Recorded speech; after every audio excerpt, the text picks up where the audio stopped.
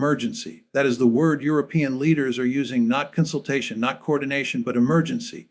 For the first time in a generation, heads of state have gathered in Brussels not to reaffirm the transatlantic bond, but to ask whether that bond still exists at all. Let that sink in. For nearly 8 decades, the Western alliance endured through the Cuban Missile Crisis, through the fall of the Berlin Wall, through Bosnia, Iraq, the global war on terror, and now in the year 2025, European governments are openly asking the question they never dared to whisper: is the United States still the anchor of European security, or a drifting power? Why is this happening? Because what we are witnessing today is not a diplomatic quarrel. It is not a policy rift. It is the structural unraveling of the post-war order. I have studied alliances my entire professional life, how they are built, how they endure, and how they quietly come apart. This moment, this summit, is a hinge moment in history. Future scholars will examine the transcripts of these meetings the way historians today study the 1930s.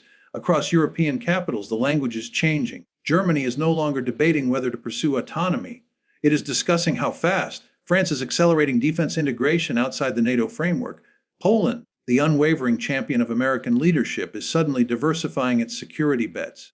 And the Baltic states, for whom Article 5 is not theory but survival, are confronting a possibility they once treated as unthinkable, that they may someday face Russia without American backing. These are not routine disagreements. These are contingency plans for a world in which the foundation of European security can no longer be taken for granted. To understand why this moment is so precarious, you must understand what NATO actually is and what it was never designed to be. When the Washington Treaty was signed in 1949, NATO was built on a simple, elegant bargain. America would guarantee Europe's security. Europe would align with America's strategic interests. A shared Soviet threat held the two pillars together. When the USSR collapsed, the threat disappeared. The question Europeans should have asked was simple: what now? Instead, the alliance expanded, its mission broadened, and a series of illusions took root. The first illusion, that NATO could expand indefinitely without provoking new vulnerabilities. The second illusion, that American commitment was permanent, that no domestic political change could shake the alliance. The third illusion, that Europe could continue to rely on American military power without meaningfully strengthening its own.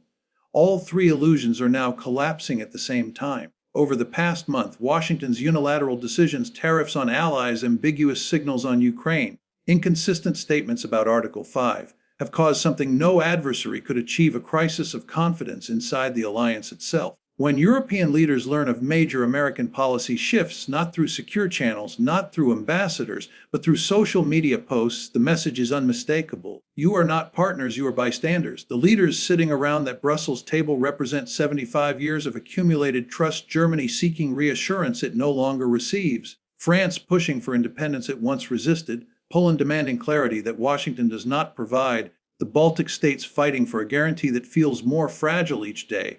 For Europe, the stakes are existential.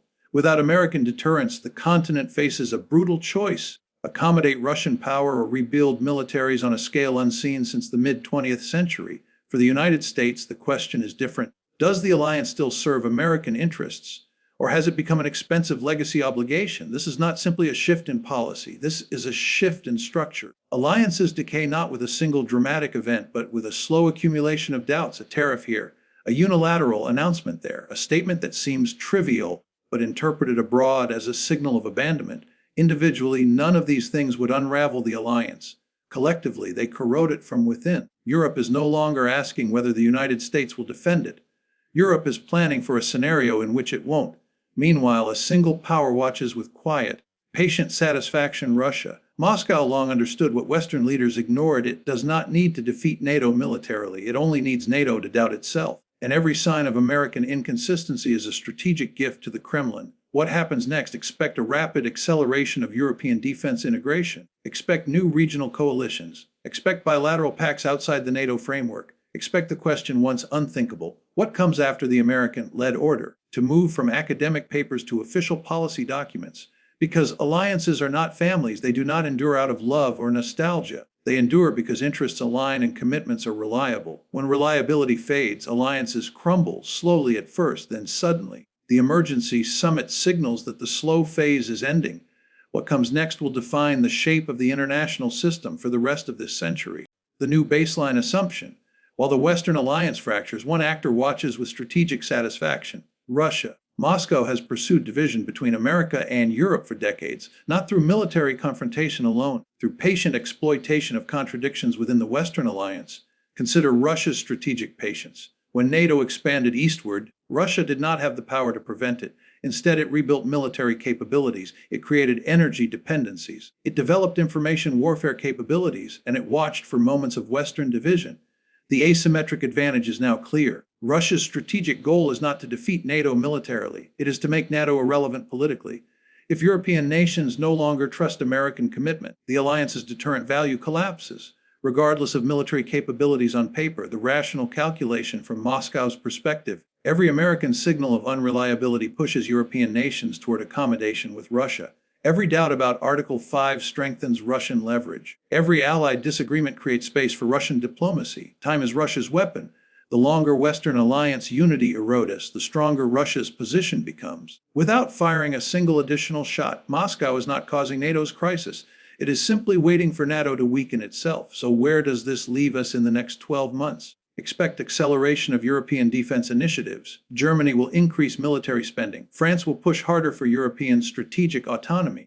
Eastern European nations will diversify security partnerships and potentially including bilateral arrangements with the United Kingdom, which has shown consistent commitment in the long term. We are witnessing the potential end of the American Western order as we have known it since 1945, not because enemies defeated it, but because internal contradictions finally became unsustainable. Let me leave you with a fundamental truth about alliances.